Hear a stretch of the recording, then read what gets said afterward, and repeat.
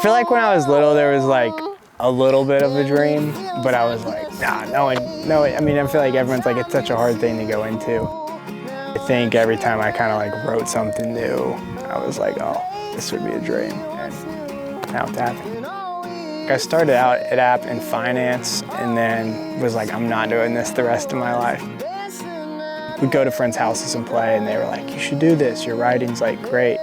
Had a video do well right here, and I was like, okay, maybe I should try this. And then I was kind of like, just kind of lean more towards the job rather than hobby. Senior year, my roommate, he's a videographer, and he was like, we have to go out to the parkway. Like, we live in one of the most beautiful places in the world. He was like, let's go film. We filmed it, and it did really well, and stuff kind of took off from there.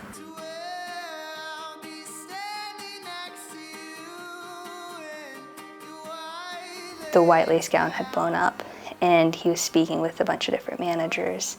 We're in a small town and our families know nothing about this stuff, and so like we're telling them and they're like, yeah, okay. As like things have continued to grow, they're like, wait, this is crazy. Barrett and I first met in probably 2nd grade, and we had big, fat, juicy crushes on each other. I've seen Barrett grow from his dad would kind of have to like force him to do it in front of people to then like playing in front of a huge crowd for the Marcus King Festival. My dad's like kind of why I got into music. He just always had random instruments all over the house, and he still does. Like, I walk in and there's like a new banjo. I'm just like super blessed to have them as parents because they've always kind of encouraged us in whatever route we go. They always offer advice too to kind of steer us in the right direction. Playing at the Marcus King Band Family Reunion Festival, I grew up listening to him and Ava Brothers, and just, I mean, Sierra Farrell, it was like crazy getting to be on the same stage with them. We show up, and the first thing we do is we unload, and we're waiting for sound check. We go to start eating some food, and then we sit down, and then the Avett brothers come sit down next to us. And Barrett's next to me freaking out. And I'm like, dude, go talk to him. You know, it's like your buddy at a middle school dance or something. Go talk to that girl. Go talk to the Avett brothers. Less of like, these are some crazy big rock stars, and more like, oh yeah, these are just some good old boys from North Carolina, same as us. Barrett loves the Avett brothers, has loved them for years. To get to have just affirmations come from the Avett brothers to Barrett about like, you got this, keep going, like you're gonna make this happen. I think that's just so cool that some of his biggest role models and inspirations are impressed by him. Sometimes like he doesn't even recognize that, but that's just also Barrett being humble. He's so humble. Appalachian, it's a lot about home and what it's like here and growing up here, and just some of the experiences, whether it's mental health, relationship, or just this place itself, but it has kind of elements of everything all in there. Appalachian it's home. It's just people saying hi to each other as they walk down the street. It's smiles being shared. It's support from community.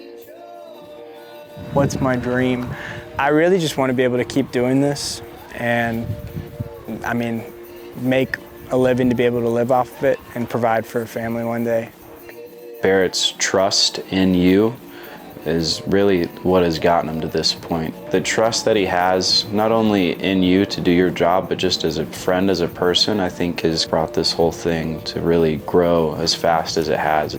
It's insane to think about where he was and how it was just a passion of his, and it's turned into something that he can do for the rest of his life. Get to share it with people, and people relate to it and love it and enjoy it. While I used to listen to Barrett's music for so many different reasons, I think the main thing is where it comes from. The words and each sound that's in his music is placed there for a reason, and it's meant to bring out a certain feeling. Barrett is writing every song from the heart. An experience or a feeling or someone else's, the way he makes it to where other people can relate and feel comfortable about it or just enjoy it, I think says a lot. My goal is to eventually create something new in a way that mixes folk, indie, bluegrass, and not really being one genre. I want to make something in different albums that are for everyone, and I think that way everyone can check it out and might like a piece of it. My goal is just for each piece of the song, kind of, for there to be a line or something that someone can kind of resonate with. If I didn't grow up in Appalachia, I would say everything would be pretty different. It'd be a different career route. Probably would have stuck with finance in college, so it means a lot. I want to reiterate the community and the people here and just what a great place it is to be. It taught me a lot of patience and given me a little bit more confidence, who I am in my music, and I think also just like trying to inspire others to do the same. It's been a really cool process to see, and just like so much growth. I know it's gonna keep growing.